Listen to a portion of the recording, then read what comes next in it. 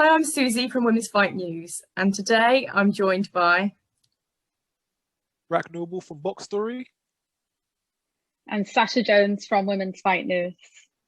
And today we're going to be here discussing all the upcoming fights, female fights, because March is pretty hot on women's boxing. There seems to be a lot of fights out there, a lot happening, big fights. So we thought, why not get together and have a bit of a chat about it?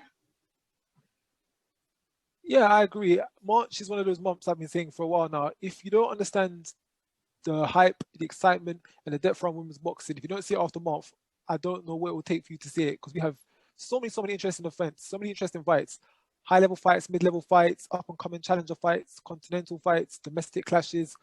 It really is an exciting time for women's boxing. I think in March you'll definitely see a whole variation of what the women's division has to offer in boxing. So we're going to go through some of those fights and discuss each one. So the first fight we're going to look at will be March the 5th. The Olympic gold medalist Estelle Yoka Mossely versus Verena Kaiser for the IBO lightweight title. Brilliant. So this is an interesting one. We had a little chat before, didn't we? It's interesting that she's a gold medalist from the 2016 Olympics. And you were saying how it's interesting that Katie Taylor was going for that gold. Yeah, indeed. Estelle won the medal that Katie Taylor was the favourite on to win. Of course, Katie Taylor went out very early in that competition, so she wasn't able to win any of the medals. But Estelle went on to win it, and you would have thought down the line that would have been a very good matchup, as they're both elite level amateur fighters, and they've shown as pros. They're both elite level pros. The fight's just never been mentioned. The fight's just never come into fruition. They've just never been matched up, and I've always just wondered, why has Estelle never got the credit she should most likely deserve for winning the Olympic gold medal, which Katie Taylor was destined to have her name on. Very true. And that year as well, she won the World Championships as well. So 2016 was a huge year for her. And like you say, she's not been mentioned a lot. She's 8-0 so far as a pro. So yeah, strange on why she hasn't been mentioned as much. And obviously it is a possible fight, isn't it? Katie Taylor and her would be, I'd quite like to see that. Yeah, I definitely agree. I think it just once again shows that there is a lot more depth in the women's boxing divisions than a lot of people actually seem to think. Because when boxing is mentioned, especially around the lightweights, Katie Taylor seems to be the premier name.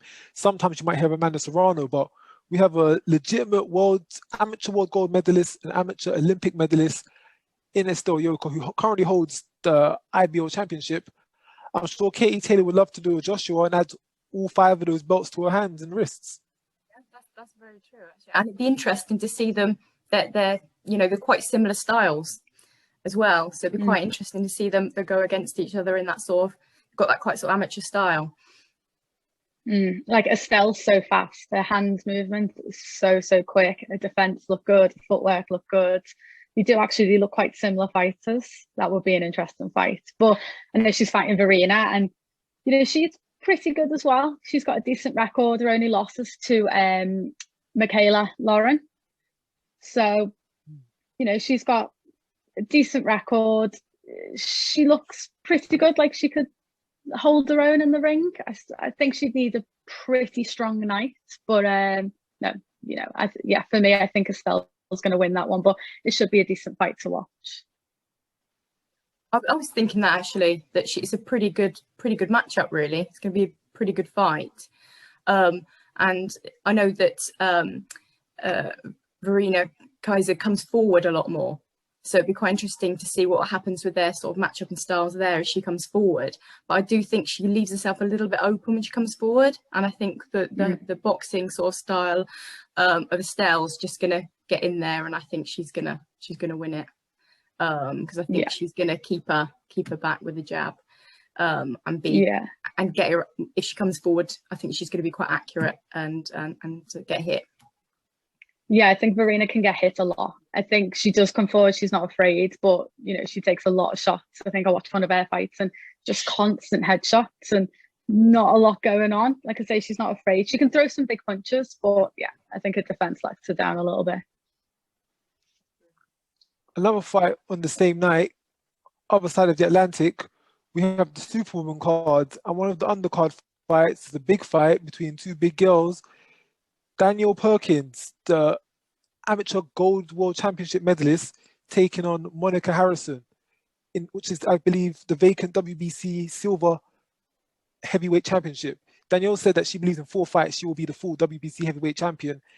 And Danielle's one of these fighters who, she's done a lot as an amateur. She's got a lot of accolades to her. Not much recognition. Not many people know what she's about and what she's going to do, which I think a lot of people are going to be surprised in what she can actually do. Yeah, this is interesting because obviously the heavyweights, not a lot's been going on for the females in this division. Nothing's been going on. lacked a lot, lacked any depth actually at all. You know, I think people won't be able to mention any names, so it'd be great to actually have a real champion in that division.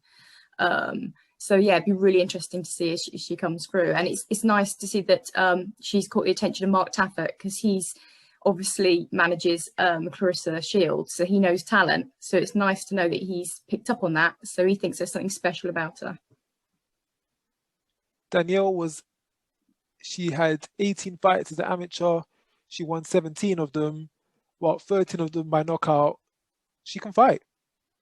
She can fight. She can hit. She's definitely shown the ability. And like I said, women's boxing is coming into an age where it's becoming extremely mainstream. Everyone's talking about it. Everyone's notable of it.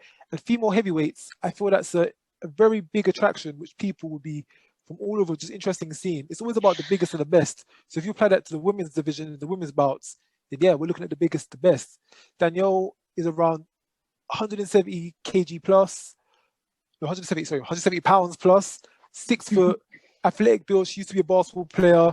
She knows how to be an athlete. She's been an athlete her whole life.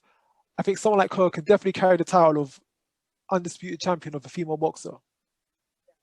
Yeah, I think the athlete thing always stands out when she's in the ring. You know, I know she's only had a few fights as a pro, but I think, you know, the basketball's helped her, and, you know, yeah, as an athlete, she's always better. I think she uses her range quite well as well. But she's so strong. Like, her left hand just never misses, ever. Like, she is so strong. Yeah, for me, that division isn't huge. There isn't tons of boxers, but I also think she's a good personality to really be the forefront of that and kind of make it a little bit more known. So it'll become an exciting division, hopefully, in the future. You just need that marquee name to step in and kind of lead the way and show that it can be done. The last female WBC champion we had was Alejandra. She went down to super middleweight after, but fighters like her, she was 5'10". She wasn't built, she wasn't the size of heavyweight. It didn't look as natural as it does for someone like Danielle or Monika stepping into the ring, who are naturally bigger girls, taller size. So yeah, interesting times ahead.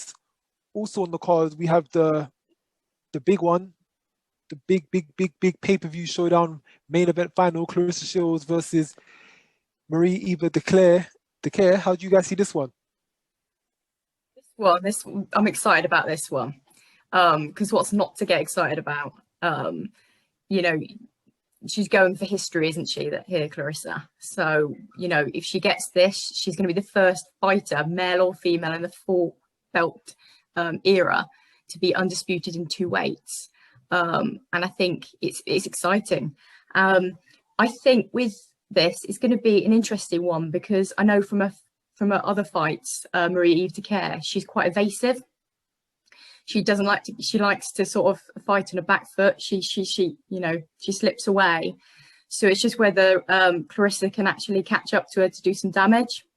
I think she's going to be running after her quite a bit in the fight. So I don't see a stoppage. I'd love to see a stoppage from Claressa, but I do think it's going to go to points.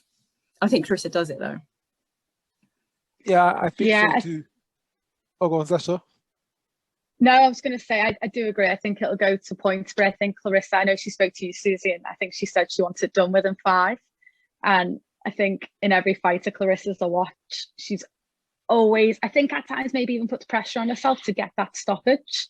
And she doesn't need to. She's always in control of the fight. I think this will be slightly tougher than maybe some of her previous fights, but I still think she's going to be in control, get that, you know, decision. But I think she might come out all guns blazing a little bit, Claressa, because I do think she wants that stoppage. You know, she gets these wins time after time, but I think to really make herself even more forceful in that division, she'll want to start getting some stoppages on the record. So I'd like to see it, but at worst, it's going to be a decision for Claressa, I think. I think the ball's in Claressa's court with this fight. I think if she goes in and does what she's done in her previous 10 fights, she gets the job done. The fight with Christina Hammer, I personally think that was the bigger fight for Claressa. I think Christina Hammer was a more formidable, more dangerous opponent. But in this fight here, it's an all-female pay-per-view box office event, going for $30 round, the whole entire world. Everyone's watching, everyone's tuned in. History's been made. More eyes are on her for this fight than they are on her for the Christina Hammer fight. So for this fight, I think she's going to be trying to make a solid point about who she is, her legacy, her reputation, and she's probably going to go a bit more guns blazing for this fight than she did maybe against Christina Hammer, who at the time was, I believe, was more a dangerous opponent. That's where fighters could take their out the ball, where with Dicaire, she may just completely go for it and forget what the game plan is, just trying to get her out up there, live up to the moment. But I still do think Claressa will find a way to keep it on her side and keep for that win. And I feel like she gets unfair stick, Claressa, about her, you know, people say she can't knock out and things like that. But actually, if you look at all her opponents, she's been fighting top opponents, you know, as top as she can get right from the beginning, from her debut. So if you go in to the high opponents straight away, I mean, it makes a knockout a lot more difficult. You know, whereas if she'd started off easy fights, easing in, I think she'd have had those knockouts. I agree with that, but I think she can put herself under pressure sometimes. So, you know, for me, she's always going to win and she's pound for pound best. But I think Claressa at times, you know, even post-fight interviews, always talks about wanting the stoppage or even getting a bit scrappy in certain rounds because she's trying too hard and she doesn't need to. So I think at times she puts the pressure on herself for the stoppage. I think she always looks better when she's not going for it and she just boxes. I think she looks great either way, doesn't she? Let's be honest, she's unstoppable. But for me, when she just boxes, whether it goes the distance or not, she's getting the win. That's all that matters. But like I said before, I think, you know, all eyes are on her. This is a £30 or $30 pay-per-view. People have made such a big fuss out of that. Spent £30 on much worse. Like the Ebanie Joshua Ruiz fight, I'm sure that was £30. So yeah, I think there might be a bit of pressure on her, but you know, she's a 2-time gold medalist, so she can handle the pressure, can't she? So I'm quite looking forward to it. Just on the note, what you said about Claressa going through hard fights from her debut, that is very, very true, because her first fight was against Franchon de Cruz. Now, both of these fighters were making their debut, but what a lot of people don't know is Franchon de Cruz and Claressa both boxed in the amateurs, Team USA, for years and years back, winning Golden Gloves, national championships, bouncing between the two of them, going to Olympic trials. By the time the amateurs came to an end, Raquel, Franchon, and Claressa all had fought each other multiple times in very close encounters up to the higher and lowest levels of amateur boxing. So that wasn't an easy debut. That wasn't just versus someone just picking up gloves. Franchon was a seasoned amateur boxer by that point, definitely on world level of amateur boxers. So yeah, I don't think Claressa's had an easy fight at all in her career. And even, you know, in my interview I did with her recently, she still says that Franchon's been her toughest fight and hardest hitter, and that was her debut. It never got easy. It never got easier from her. No. And then talking about you saying that you like a boxing, Sasha. It is she has got a beautiful style. I love it when she's being evasive herself. Because I was saying about how Marie Dicaire can be evasive. Well, so can Claressa. I love her head movement, especially when she's back on the ropes and she gets her head going. I think she just boxes beautifully. Yeah. Moving on, we're now going to go to the 12th of March and we're going to go to, I believe it's Cape Town, South Africa. My girl, Hannah Rankin and Noel Callan going out to do the job against Ndobayini, her first fight at welterweight. And this is an interesting fight. And I was saying to them when I went to go see them that you're the away fighter going to South Africa, but you're going to be the home fighter versus the girl who is the home fighter as the away fighter, completely flipping the dynamic of boxing on its head, bringing boxing to South Africa. Yeah, I love a big step for women's boxing in general and women's boxing. Pay-per-view as well. And it's pay-per-view. This one's only £7.50. Bargain. I think this is going to be great for. Sorry, something came up on the screen there. This is going to be great for Hannah because it's you know, she's going down to a different weight, and her opponent's this 2-weight South African champion, and it's just nice on pay-per-view so she can showcase what she can do now at welterweight. And you know, after what's happened, you know, after fighting Savannah, it's nice to come back and we can actually see how great what a boxer she is. You can showcase herself. Yeah, I don't think the weight suited her at all against Savannah. I think it's tough. I mean, you're in the ring with Savannah Marshall. She's, you know, going to go on to do great things. I thought Hannah was unbelievable in that fight, how she hung in for so long. I mean, it was hurting me watching. I thought she was, and actually she held her own quite well for the first few rounds. But I think coming down a weight, this weight's going to suit her better. I think she's going to be faster. I think her defense looks like it improves every time I watch her as well, Hannah. And what I always love about her, she will just get in the ring with anyone. You know, she's been in the ring with Savannah. She's been in the ring with Claressa. She's not afraid. She'll travel. You know, she's not afraid to go to someone's backyard all the time and fight. And I just don't think you get many fighters like that anymore. I think everyone wants it on the doorstep and wants these progressively easy fights. And for me, Hannah always takes the challenge. And I think this will be good for her. I think it'll be a massive confidence boost. I think she'll get the win.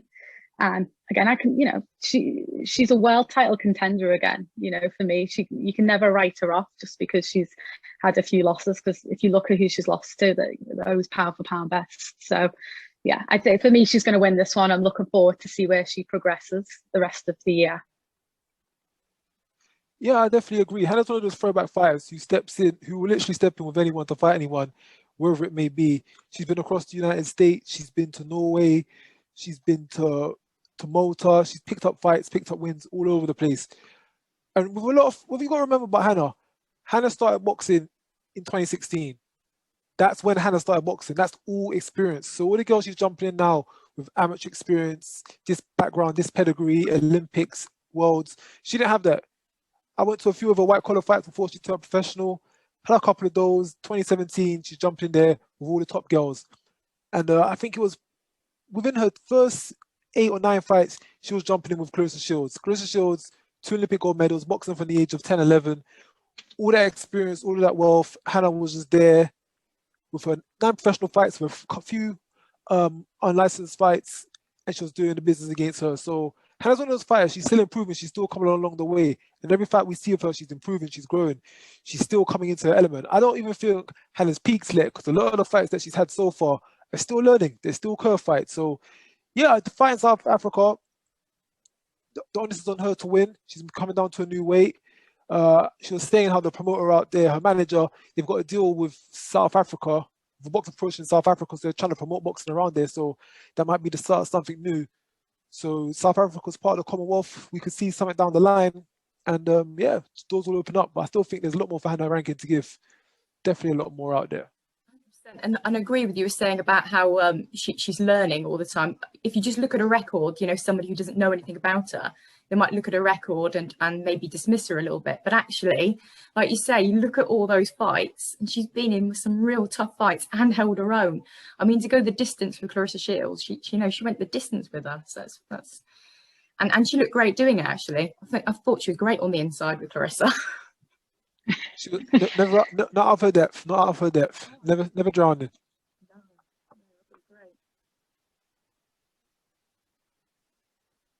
What else have we got? So moving on.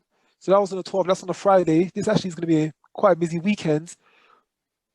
This is actually a very busy weekend, because on the 13th we're going down under. We're going to Australia, and we've got Ebanie Bridges versus Carol Earl for the Australian National Boxing Federation Super Bantamweight title. Yeah. So this is an interesting fight, because obviously Ebanie Bridges, we know that Eddie Hearn has said she's in line for the shot at Ball and Courtney when they fight for the WBA World Bantamweight World Champion World title. She's in line for the next shot, so whoever wins, she'll fight. So this is So it's quite interesting to see her fight with against Carol Earl and see how that goes, because obviously she hasn't been able to fight because of COVID like a lot of fighters. So it's quite an anticipated fight for her. So I think a lot of her fans will be watching closely. Yeah, I think it's a nice. Sorry, go on. Sorry, I was going to say with Carol, she's actually quite an interesting opponent. I know that a lot of people are saying, oh, she's 45, she's not much of an opponent. But actually, considering that Ebanie's been out of the ring for over a year, you know, it's good to just get her back out there, get back in there, get some rounds under her belt. But actually, if you look at Carol, she's not a bad opponent at all. She might be that a little bit older, but she's so tough and durable. She's never been stopped. And she's actually gone against 2 experienced Australian fighters already and gone the distance with them and actually put them under pressure. She's actually been up against Neeks, so Sugar Neeks, so who we're going to talk about, who's fighting that weekend as well. She went the distance against her. She took the win. So Cherneka Johnson, so she took the win. But Carol put her under pressure. And then also the other one was April Adams she fought against. And April Adams has actually gone on to fight for a world title. So she's a very experienced Australian fighter. And Carol took her the distance as well. Plus Carol's actually had 45 pro kickboxing and Muay Thai fights. So she's actually a lot more experienced and durable than people believe. Yeah, I think it's a good opponent for Ebanie Bridges because, like you say, Carol's not going to be a pushover. It's not going to be a walk in the park. They've both been a bit inactive, obviously due to COVID. Then Ebanie was injured, so it'll be maybe a pleasant fight for Ebanie because I think she's going to win. I think regardless who you put her in the ring with at the minute, she is going to win because she knows she's got an opportunity to fight for a world title. So I think it would have to take someone very special to stop her on the way to that.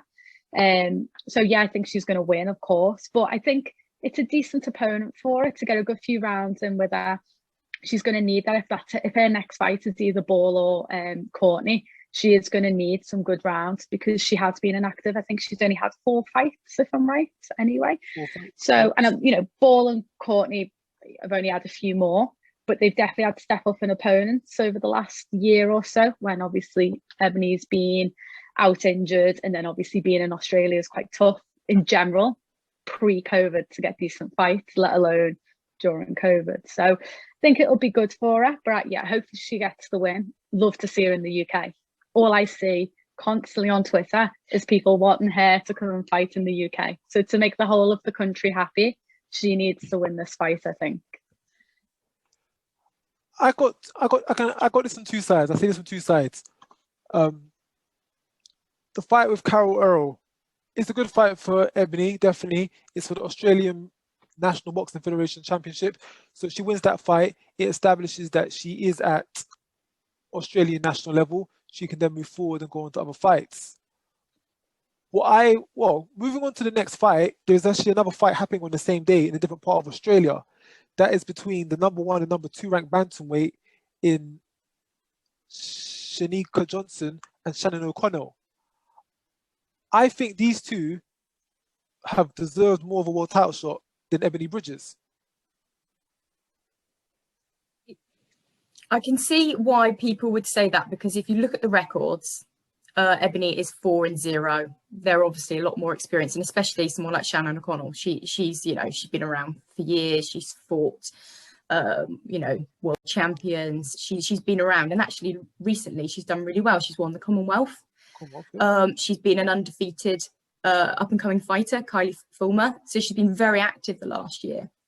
But what's interesting to know with all this is that actually, last year, Ebanie was due to fight for the WBA world title before fighting it against Bull. So she was offered this title to go for the world title.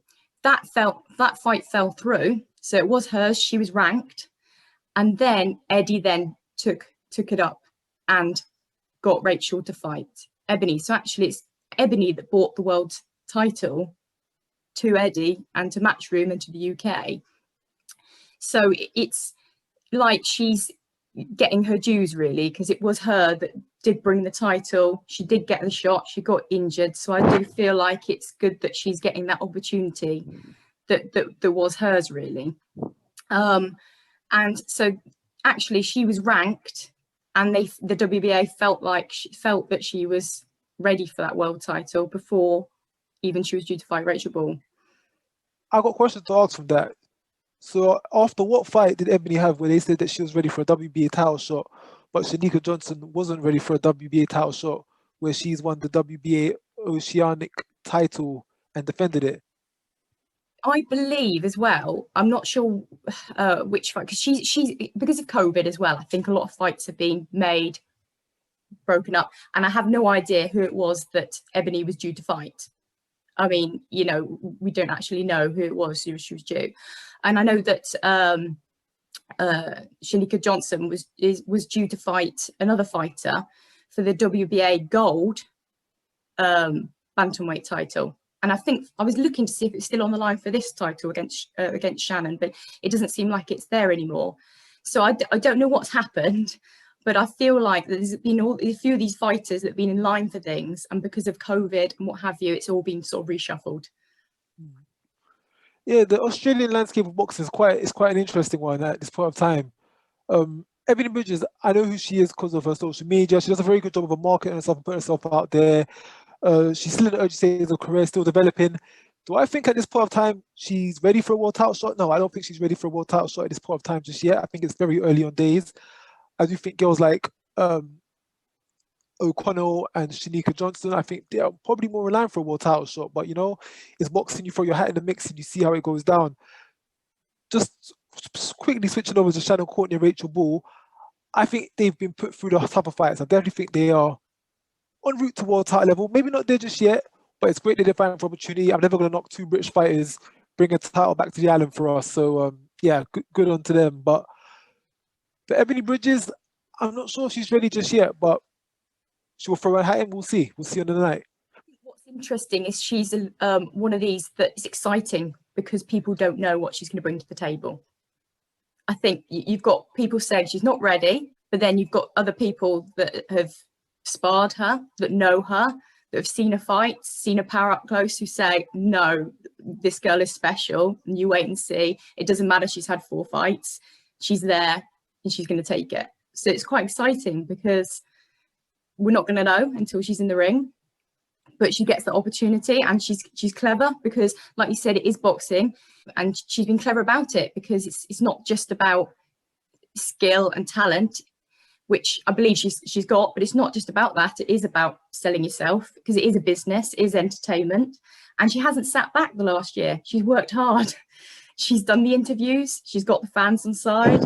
And I've not seen one of her fights, but I can tell you her Twitter handle, her Instagram handle, her Facebook, what she posted the other day, what she tweeted. I can tell you more about that than stuff of her fight. So she's put herself in a position one way or another, and she's got herself there. So hats off to her. That's what this game is about, taking those chances. The only time sometimes we need to kind of maybe rein these fighters back or protect them a bit is when you get cases like what happened 2 weeks ago with Josh Kelly and Adesanya. We have a fighter who we all tout for greatest. We all say he's going to be the next big thing. They're going to be the next big thing. They come up short in a challenge against a fighter who's at the level they believe they're at, and it kind of unfoils. So we will see. We will see how it goes for Ebanie. There's many interesting fighters. She can defend the title without even having to leave Australia, but many doors will be open. Do you know what? Bantamweight is so exciting because if you look, you know, we all in Britain obviously go on about Ball, Courtney because we're British, but there's just so many good champions that way. You know, once whoever gets to that title, you know, the fights that are going to be made, you know, they're mega, and it's going to be really exciting. Yeah, and you know, if we're talking about Bridges not being ready, I mean, on paper 4-0 going for a world title, or she'll be 5-0 during that time. On paper, you would think it's too early. You won't know till she's in the ring, but then her opposition aren't too different from her anyway. You know, whether it's Ball or whether it's Courtney, they've only had a few more fights. And to be fair, yeah, Ball's probably she's got the stronger resume. You know, Shannon Courtney hasn't had a step up apart from Rachel Ball. So I think they're all in the same field anyway. I don't think it's a huge step up for Bridges because I think they're all at similar experience level. We won't know till they're in the ring, but I definitely think similar experience, regardless of, yes, she's only had 5 or 4-0, about to be 5-0. You know, yeah, it's early for a world title, but if these are the people that have got the belts, then why not? Go for it. Why not? She's got the opportunity, so take full advantage. Not just in the UK, I love my girls, I love our fighters, but I think Australia have the 2 best bantamweights who should be fighting for the world title in Cherneka Johnson versus Shannon O'Connell. I think that should be the fight for the WBA bantamweight title because both of those girls have proven that they are the hardened fighters and the world-ranked fighters. They've been in the tough fights, they've had the step-up fights, they've won the continental belts, they've had the longevity. I think they've had more fights than Shannon Courtney and Rachel Ball.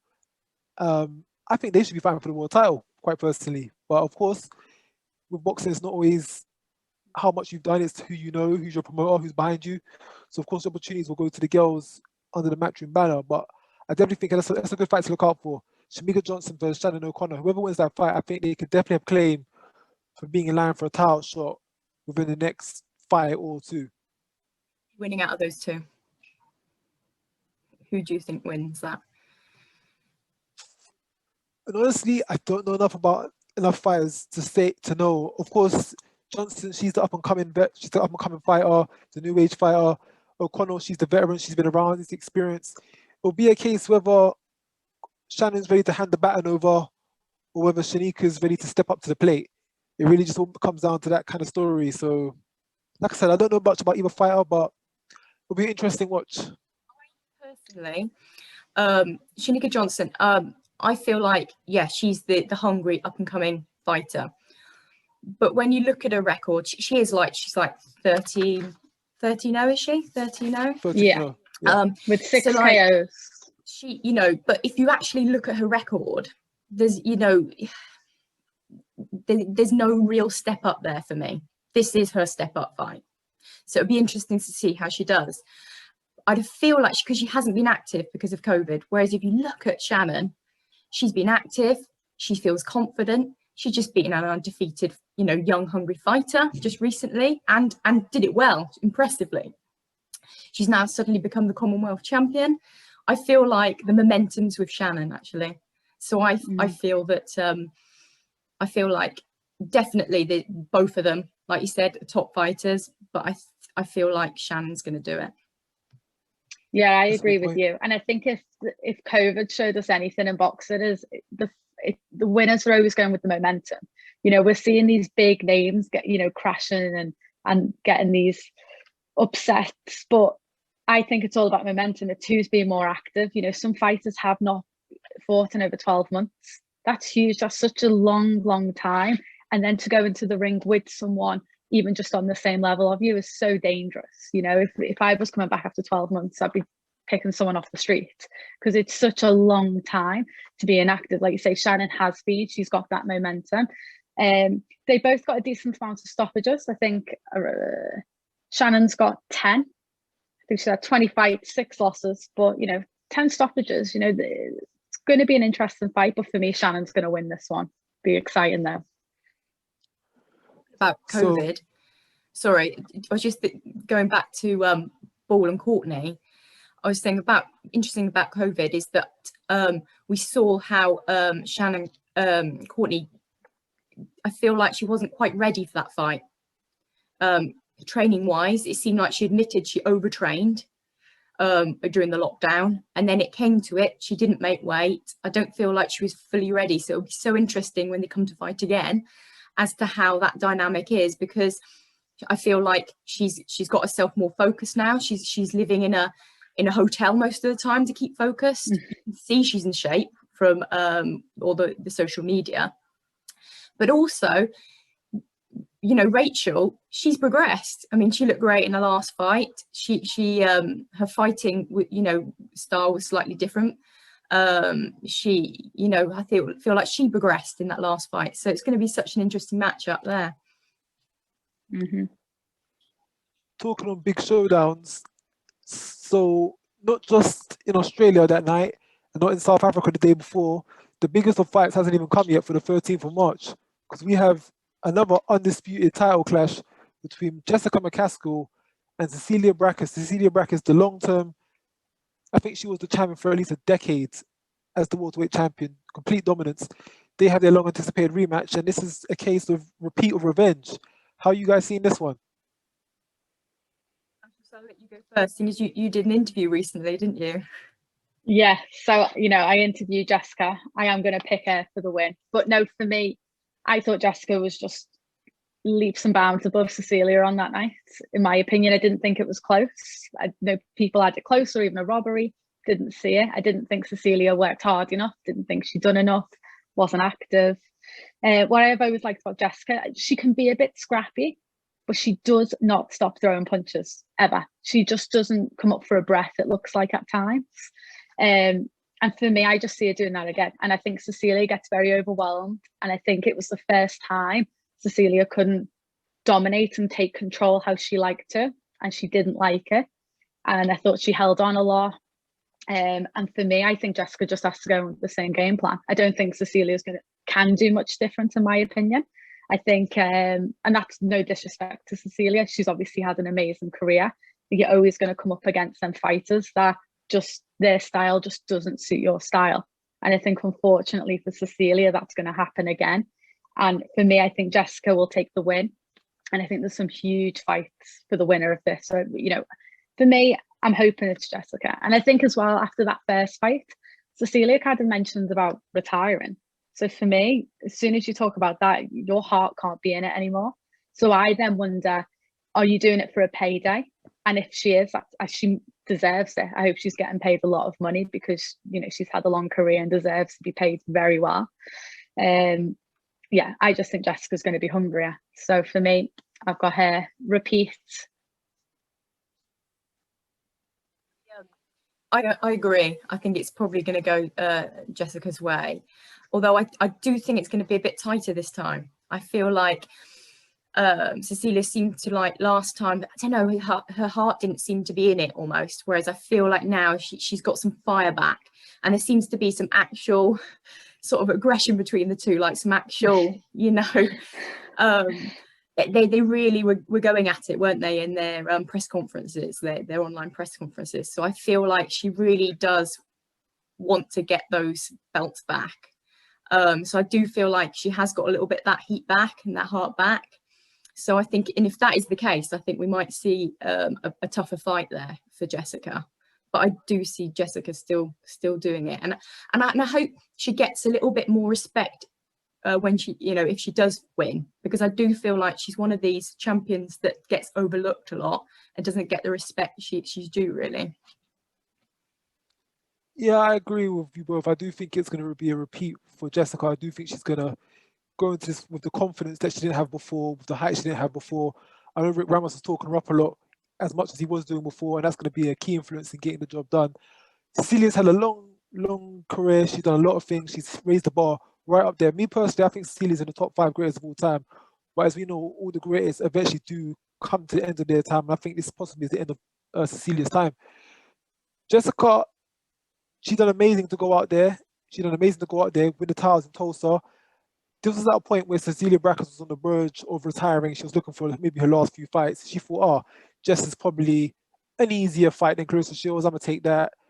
And it didn't work out. It backfired. It completely backfired and just shook up the whole world. And I think a lot of people do have in their mind think that this fight was a mistake. It wasn't meant to happen. Braekhus just had an off day. But I think it's more than that. Speaking to Rick and the rest of the crew, I do have in their heads, they've known this decision was going to happen for a long time. They've, in their mind, known they was at this level. They've been working, chipping away the last how many years. So this was kind of to them just written in the stars that it was going to happen. It was no surprises to them when Jess's hand was raised. And I think they're working on course, more motivated, more hungry, more stronger. I think it will happen again. And I think there will definitely be some big fights now with Jess holding those titles, undisputed continuation, rematch with Katie Taylor, potential fight with Claressa Shields, because I know Jess will be open to that fight, whereas Braekhus may not have been open to that fight. They even spoke about doing a little crossover into MMA if the opportunity came up. So they're already looking at options. They're already planning life after Cecilia too. So yeah, we'll see with that one. Yeah, I think that shows the confidence. I think it's, you know, Rick has so much confidence in her. And again, Jessica's another one like similar to Hannah's story of just not afraid to get in the ring with anyone. You know, they got into the ring with Katie Taylor fairly, you know, I think Jessica's only, you know, a few fights in. Yes, she lost, but I'd like to see that rematch again because Jessica has come on leaps and bounds since that fight with Katie Taylor. Love to see that rematch. I'd love to see the Claressa Shields, but, and I know Claressa said to you, Suzy, about going down to 147. I think that's a huge drop, but obviously she thinks she can. She's going to know that she can. But I'd like to see that, like you said about the crossover fight. But yeah, I think it shows confidence. You know, I don't look clearly not overlooking Cecilia, but they're so confident that they're going to get them belts back, and then you know they're making future plans. Love that. About that, I thought so. Yeah, I saw your interview with Claressa Shields. She said going on to 147. As skilled and talented as she is, can Claressa go down to 147? Because she's been a career middleweight. She won the Olympics at middleweight. She's campaigned her whole amateur career as middleweight. Can she now, at the age of 25, can she even physically possibly make welterweight at 147? I'm not sure. I wouldn't put it past her, but if she does, how strong will she be? How drained will she be? How much will it take from her? So yeah, I'm curious. I'm curious to know on that one. I'm very curious to see on that one.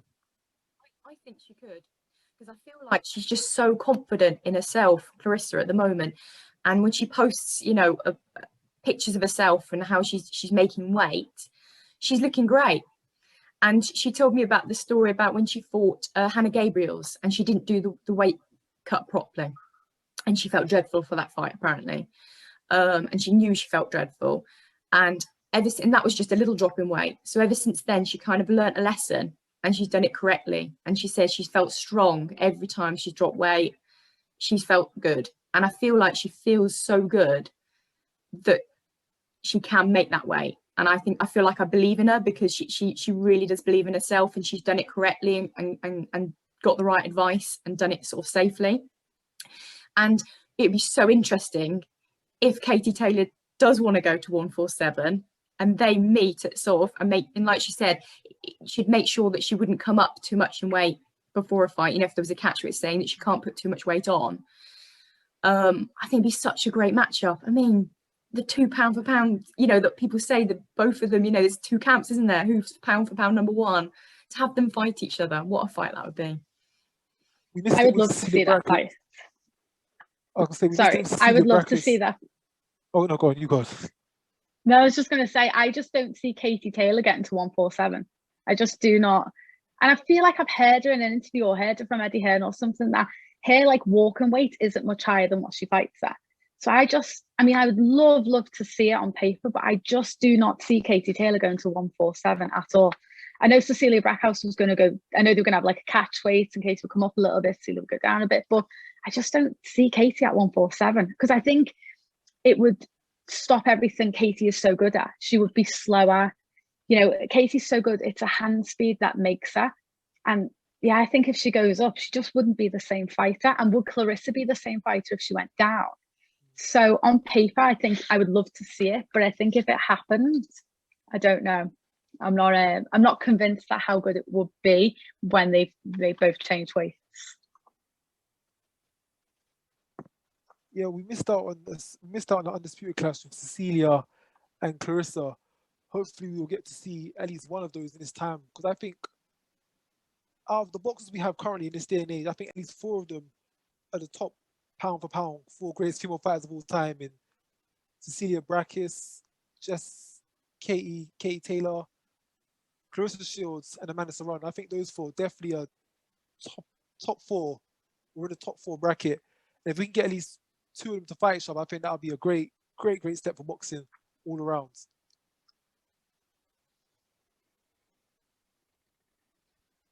Looking at the next fight, looking on to the next one, the 18th of March. Moving out of the continent a bit, we're going to go to Asia. This fight, I don't think too many people are aware of, but we have a IBF Atom World Championship between Seima Hanagata and Eri Matsuda. Interesting contest, interesting take. What do you guys think on that one? I've got to be honest, I don't know huge amounts about either of these fighters. And it's great that we are talking about it because, like you say, it's you know, boxing's worldwide, and I feel like sometimes we just hear about the same fighters from the same countries. So it's nice to discuss fighters that perhaps we're not hearing about as much. I mean, it's a world title, so it'd be, you know, it's going to be a great fight. It's the IBF World Atom title, and the champion is sorry about my pronunciation if I get the names wrong, but it's Hanagata who's the champion, I believe. Yep, same with Hanagata. Yeah. So and against Matsuda, who is only 4-0, but is obviously up and coming, hungry, wanting to take that belt. So well, it's happening all over the world. We've got an Australian girl who's 4-0, who's looking to take on world titles. yeah. We have the same thing in Japan. So, you know, the story's the same no matter where you go. Hungry young fighters looking to show what they can do early on in their career. Yeah. Yeah, and Hanagata's, I mean, she's got leaps and bounds more experience. I think she had 16 wins, was it 16, 7 and a 4? Yep. Got that right. So yeah, compared to Matsuda's 4-0, but you know, her team, Matsuda's team must know she's ready. You know, you wouldn't put her, you know, in the ring with someone if you know, you're not fully confident. You know, you wouldn't want to lose your O so early on in your career. You know, it's frowned upon in boxing, isn't it, for some reason? So, you know, they must have some confidence there. It's going against an experienced opponent, but to say, you know, it's great, like you say, to have world title fights happening all around the world as well. You know, this is what's going to, especially with women's boxing, is what's going to drive it and make it even more popular. So it's exciting times. Talking of an exciting time, coming on to the 25th. Now, we have a fight for the featherweight WBO, WBC World Championships between Amanda Serrano and Danielle Bermudez. Now, I always like to say, I think Amanda Serrano, in this day and age, is one of the most underrated female fighters that we possibly have. You know, we got everyone talking about Katie Taylor, everyone talking about Claressa Shields. But hold up, before these girls even came along, Amanda Serrano was just walking up and down weight classes like it was nothing. 7 world championships. There's not a man that's done that. There's not a woman that's done that. No one has done that. Why is no one talking about this? Amanda Serrano, she's still here today. And on top of that, why hasn't she fought Katie Taylor? I was so upset. I wanted that fight so bad. I was so upset when that fight didn't happen. And I'm still really hopeful that there's going to be some sort of fight that'll happen at some point.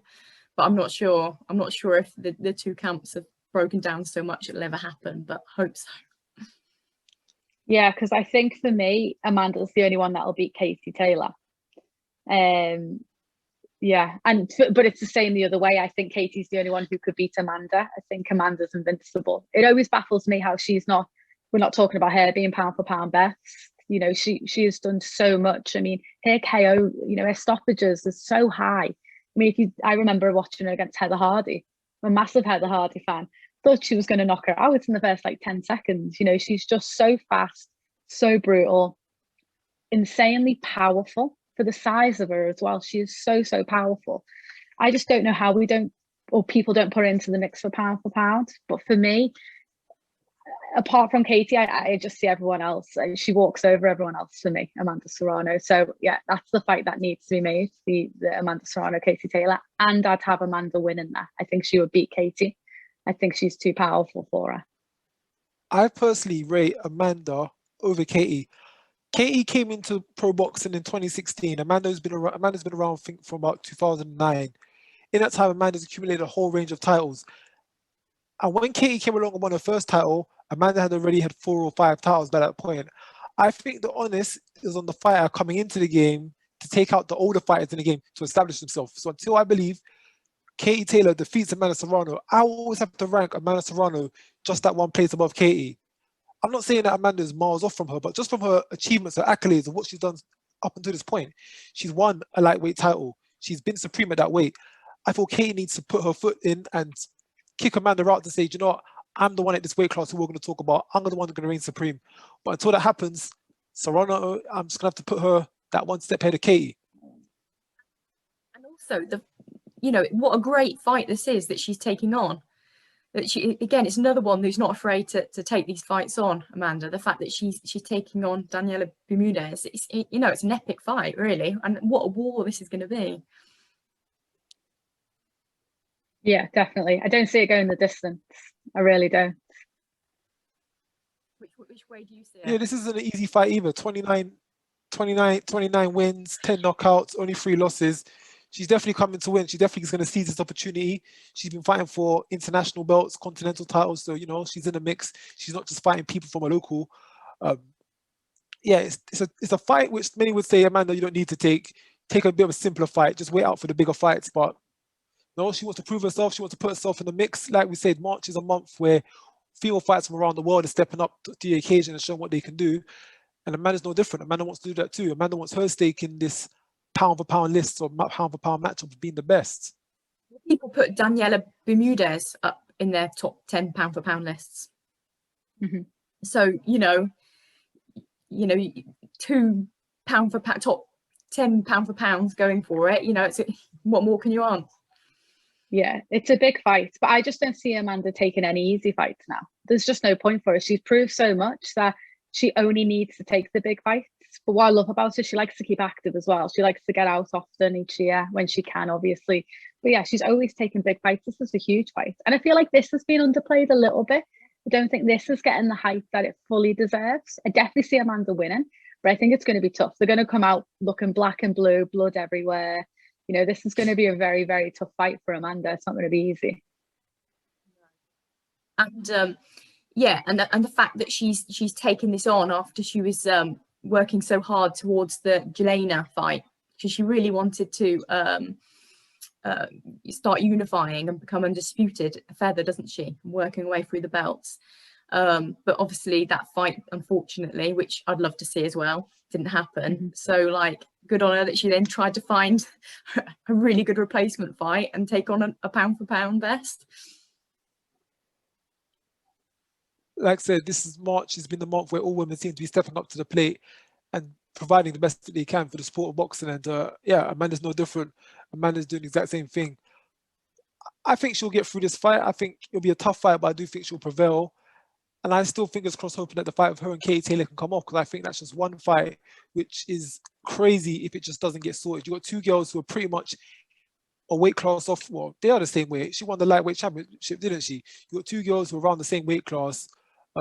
One's got a 7 world title legacy. The other's an undisputed legacy. It needs to happen. It needs to be sorted out. The promoters need to come together, egos aside, let this fight happen. Let's declare who is the best female around the lighter weights.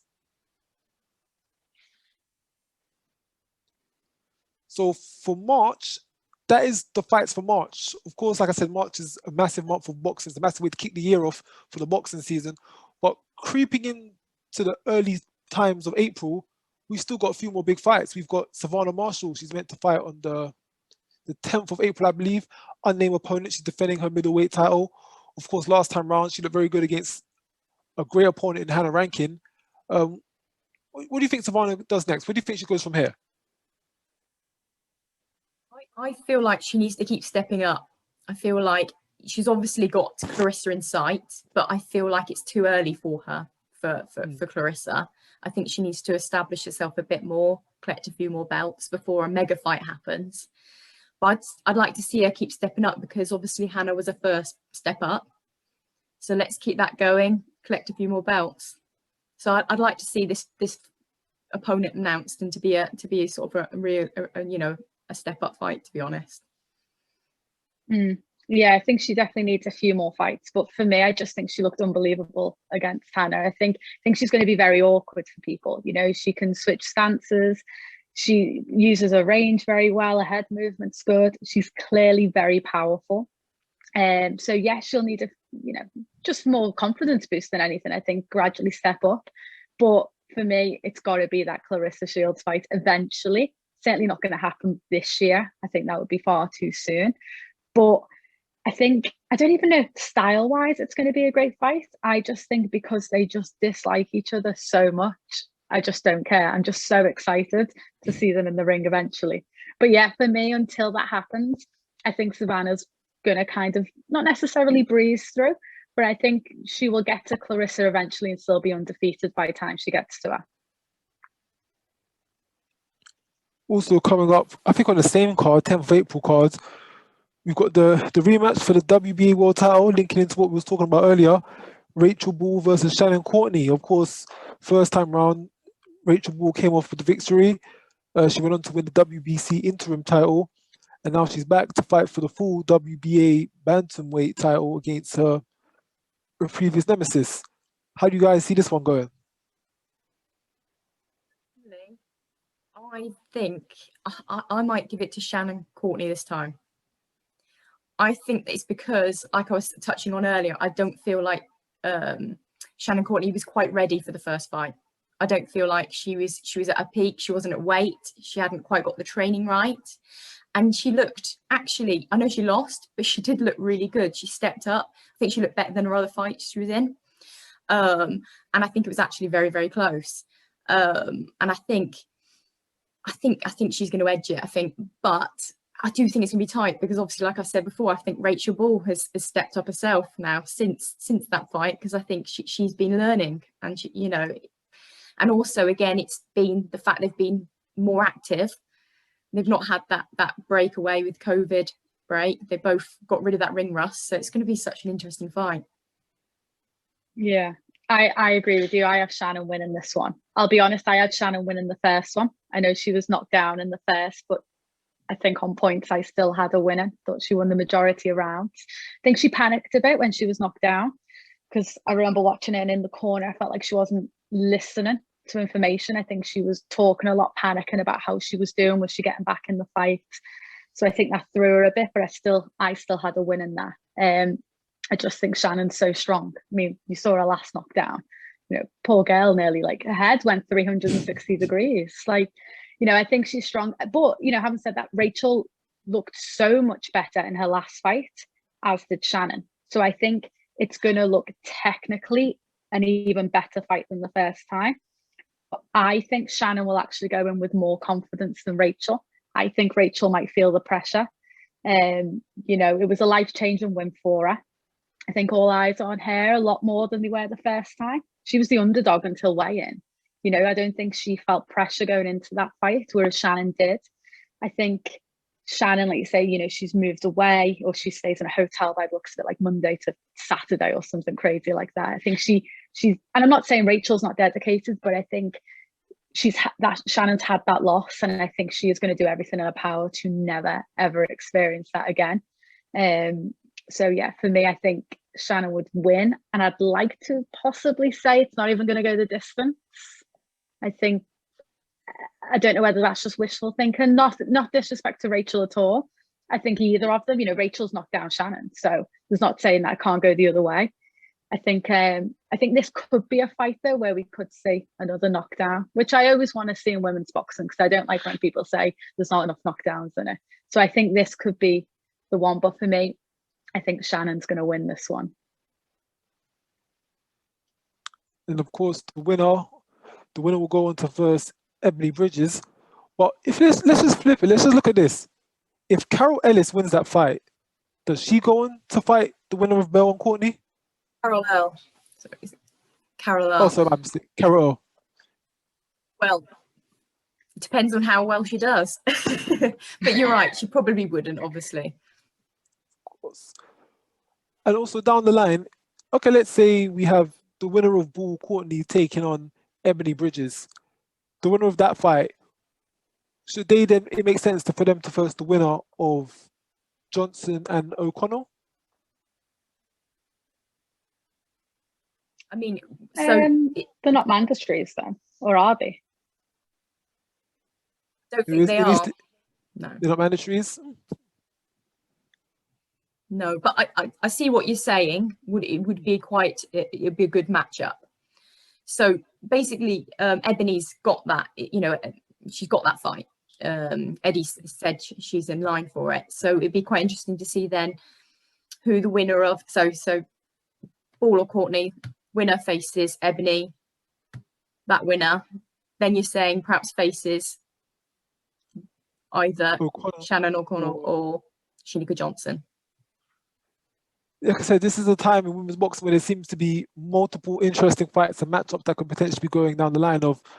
Before there was a time where there was just there was just one fighter in the division. You'd always have to take fights from other divisions, either blow them up or drain them down to get the fights. We're at a point now where we're a bit spoiled for choice. We can actually talk about fights, 2 fights down the line, anticipating what's going to happen next. So it's actually a really good place. We're actually a really good spot. And a few fighters from the UK who haven't got fights coming up, who we're all familiar with, Terry Harper, Chantel Cameron, Natasha Jonas, they won't be fighting in the next 2 months, but many interesting things around what they're doing, what's happening with them. Of course, everyone's looking forward to the rematch of Terry Harper, Natasha Jonas. Chantel Cameron, she was in a car accident. All the best going out to her to recover as soon as possible. She was meant to be first in Melissa Hernandez defending her WBC title. So there's a lot of activity going around. There's a lot of movement going around in the boxing scene for the women, and it'll be interesting to see after March what the follow-up is, what the backlash is from all of these fights that comes out from an happening. What will Claressa do next? Danielle Perkins, will she go on to win the full title? Raquel Miller's another one. She's the interim WBA champion, so we're going to know she's going to want to crack at the full title at some point. Franchon, we've got people like Franchon Cruz, she's still out there. Mary McGee, just many more fighters, many guys. And there's also all the Mexican fighters. This, don't forget the Juarez was recently dethroned by I can't pronounce the name, but Julian Luna Avila, who looked amazing against Juarez, and that's at bantamweight. So, I mean, what a challenge that would be to be facing her. So there's some really exciting things happening. Yeah, I mean, you mentioned before about Tasha Jonas. I'm not that fussed about the rematch with Terry Harper. I think it was an amazing fight, but I do think they're going to end up just going their separate ways. I know Tasha has got a fight possibly lined up, and I could be very wrong, but I've just got a feeling it's going to be with Heather Hardy. They've both said that they've got possible fights coming up. I know there was a fight offered a few months back, but the money wasn't right. They're both training now, so I think that's a possible fight. I think for me, Terry Harper, I think she's unifying her next fight. I'd like to see her fight Michaela Mayer, just because they hate each other as well. It's another good one, another one to look forward to. But there's just so much going on. It's hard to keep up with it all. There's fights that you guys can tell me about, which I'm going to be completely oblivious to. There's fights that I can tell you guys about, which I'm sure you guys will be oblivious to. It really is just an never-ending circle of so many fights, so many options, so many variation. Like I've been saying to people, if March 2021 doesn't catch your attention for female boxing, I'm not sure what will turn your eyes to the light, because it's all happening this month. Everything you can think of is happening. We've got heavyweights, we've got Undisputed, we've got pound for pound clashes, Undisputed clashes, multi-weight class clashes. We got a bit of everything. We've got many debutants to make their debuts throughout the year of this boxing. Yeah, exciting times ahead. Exciting times. Another exciting fighter who I don't know if you saw fight recently is Melissa Odessa Parker, and she recently fought against Maria Roman, who's the IBF bantamweight champion. She's from New York, right? Yeah. Yes, she's from New York. Lives in Texas, I believe now. But yeah, she's got a massive amateur experience. Like she's got a lot of pedigree there. And then she took 4 years out and now has gone back into pros. But she doesn't want to start at the bottom, working her way up. She wants to be at the top now. So she literally has been trying to get a title after 3 or 4 fights. And literally, she's only just turned pro in like October or something. And she's getting all these fights out and she's going for it. And so she went against Maria Roman, who is a world champion. But they had to do it at super bantamweight because they wouldn't recognize the fight because they said she wasn't experienced enough. They said no IBF. So they fought at super bantamweight. And they were going to fight for the IBO. And again, the IBF said, no, we'll strip the IBF off Maria if she fights for that. So they ended up just going for like a regional title at super bantamweight. But the point is she was going up against a champion straight away. And it was just such an exciting fight. And actually, Melissa got the nod. It went to points and they were going toe to toe. So she's proved that she's got what it takes to go up against a world champion. So she's an exciting prospect around that weight as well.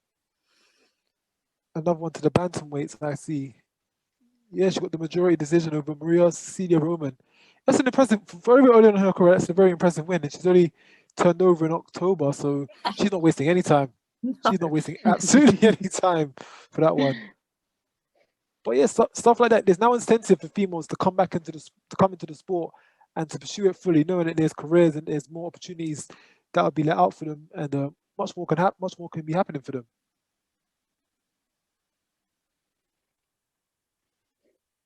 Exciting times. Yeah. Well, it's been really great to go over all the fights actually, and to you know, it gets me extra excited now. I just want to go out there and start watching them. Not long. Friday. The weekend's close. Yeah. From Friday. Yeah, From now it's the Friday. morning for us. Yeah. What time? That's gonna be 2 a.m. right? Another long night. But hey, Got to be done though.